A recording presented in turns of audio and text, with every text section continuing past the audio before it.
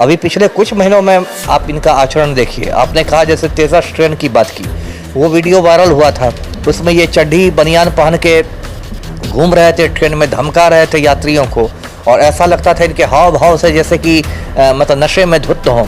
उसमें भी काफ़ी हंगामा हुआ। जब ज़्यादा हंगामा हुआ तब इन्होंने कहा कि भाई अचानक मुझे मतलब बाथरूम जाने की आवश्यकता पड़ गई, इसलिए मैं लुंगी पाजामा पहने बिना दौड़ गया। अब ये बच्चों की बात कर रहे थे तो बच्चा भी बाथरूम नहीं जाता है, ठीक है।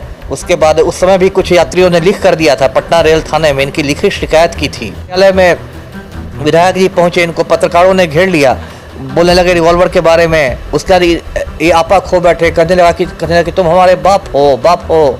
और उसके बाद ऐसी ऐसी गालियां देने लगे कि मैं भी माइक पर बोल नहीं सकता। क्रियाकलाप है गोपाल मंडल का, ये तो मतलब गुंडा पंजी में इनका नाम अंकित होने के मतलब पर्याप्त साक्ष्य हैं, मतलब वीडियो वाले साक्ष्य भी हर तरह के साक्ष्य हैं।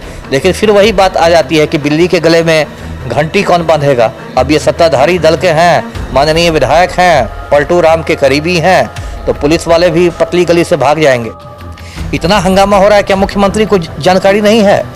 कायदे से तो इनको स्पष्टीकरण मांगना चाहिए था कि आपकी वजह से हमारी पार्टी की छवि धूमिल हो रही है। ये भी उठता है कि जहां पर ये तमाम चीजें होती हैं, पत्रकारों को गालियां दी जाती हैं, वहां पर नीतीश कुमार खुद उपस्थित थे, और नीतीश कुमार हमेशा अपने बयान में कहते हैं, पत्रकारों के साथ बातचीत में कहते हैं कि मैं आप लोग जो हैं लोकतंत्र के स्तंभ हैं। ये तमाम चीज़ें जो नीतीश कुमार कहते हैं, तो क्या ये जो नीतीश कुमार कहते हैं एक तरह से बस झूठा वादा है या फिर झूठी बातें हैं उनकी? आप खुद समझिए ना, इससे बड़ा झूठ क्या हो सकता है। देखिए, हमारे पलटू राम की कुछ अदा है, मैं आपको बताता हूँ वो अदा क्या है। पहली बात तो यदि आप उनसे पूछेंगे गोपाल मंडल के बारे में कि वो इस तरह से उन्होंने गाली दी, तो सबसे पहले पलटू राम दिखाएंगे कि उनको ये जानकारी ही नहीं है।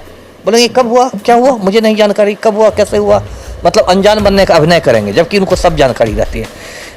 दूसरा है उनके कुछ प्रिय डायलॉग हैं पलटू राम के कि हम ना किसी को फंसाते हैं, हम ना किसी को बचाते हैं, कानून अपना काम करेगा, है ना। ये बोल के वो पतली गली से निकल जाते हैं। अब देखिए, गोपाल मंडल के खिलाफ यदि कोई कार्रवाई नहीं हो रही है तो इससे तो यही संदेश जाता है ना कि गोपाल मंडल के पास कुछ ऐसी चीज़ है पलटू राम की जिसके बल पर वो मुख्यमंत्री को ब्लैकमेल कर रहा है ना। यदि मुख्यमंत्री जॉर्ज फर्नांडिस को ठिकाने लगा देते हैं, शरद यादव को ठिकाने लगा देते हैं, आरसीपी सिंह को ठिकाने लगा देते हैं, तो गोपाल मंडल के सामने भींगी बिल्ली क्यों बन जाते हैं? इसका मतलब है कि गोपाल मंडल ने कुछ ऐसी सामग्री रखी हुई है जिससे कि आपको वो ब्लैकमेल कर रहा है। मैं तो आपके चैनल के माध्यम से यही पत्रकारों से अपील करूंगा कि वो बोले कि जब तक गोपाल मंडल के खिलाफ एक्शन नहीं होता है तब तक जनता दल यूनाइटेड के सभी पत्रकार सम्मेलनों का बहिष्कार किया जाएगा। पत्रकारों में तो स्वाभिमान होना चाहिए, है ना, कि उनको कोई गाली देके निकल जाए और वो अपना गाली खा के बैठे रहें।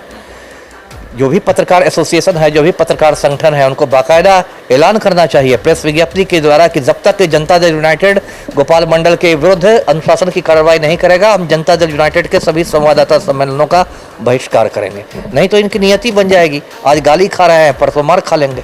गोपाल मंडल जो है कैमरा के सामने आकर माफी मांग रहे हैं, तो क्या लगता है सर, पहले गाली दे दो और फिर माफी मांग लो, ये इसको किस प्रकार देख रहे हैं? ये तो मतलब फिर वही बात हुई ना, ये तो फिर लिपापोती वाली बात हुई। कल किसी को गोली मार देंगे, परसों सॉरी बोल देंगे, है ना। गोली मारिए और उसका सॉरी बोल दीजिए, ये तो कोई बात नहीं ना है। कि आपको इतनी समझ नहीं थी कि गाली देना, एक छोटा बच्चा जानता है कि गाली देना गलत बात है, एक छोटे बच्चे को सिखाया जाता है।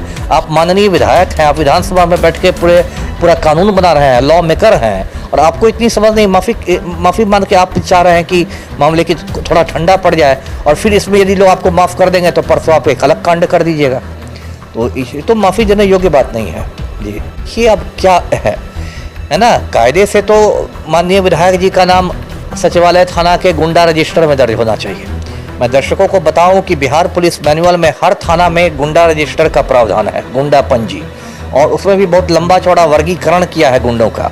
16 प्रकार के गुंडे उसमें हैं, मतलब रंगदार गुंडे, शराबी गुंडे, जुआरी गुंडे, धमकाने वाले गुंडे, 16 तरह का वर्गीकरण है। तो गोपाल मंडल जिस प्रकार से खुलेआम पत्रकारों को गाली गलौज करते हैं, कभी कुर्ता उठाकर डांसरों के सामने नाचने लग जाते हैं, तेजस ट्रेन में कभी चड्डी बनियान पहन के घूमने लग जाते हैं, तमाम तरह की चीज़ें जो है गोपाल मंडल करते हैं, पर उन पर अभी तक कोई कार्रवाई नहीं हुई है। अभी तक वह विधायक जो है सत्ताधारी पार्टी के बने हुए हैं। नीतीश कुमार का भी इस पर कोई बयान सामने नहीं आता है। अशोक चौधरी जो है, हालांकि अशोक चौधरी बस ये कहते हैं कि हम लोग गांधी को मानने वाले हैं, लोहिया को मानने वाले हैं, जयप्रकाश नारायण को मानने वाले हैं, पर उसकी जमीनी हकीकत आप लोग के समक्ष है। तो गोपाल मंडल के बयान को किस प्रकार देखते हैं? इस प्रकार उन्होंने उन्होंने पत्रकारों के साथ दुर्व्यवहार किया है, इसको आप किस प्रकार देखते हैं, आप हमारे कमेंट सेक्शन में बता सकते हैं। देखते हैं तेजस न्यूज़ ब्रेकिंग। धन्यवाद।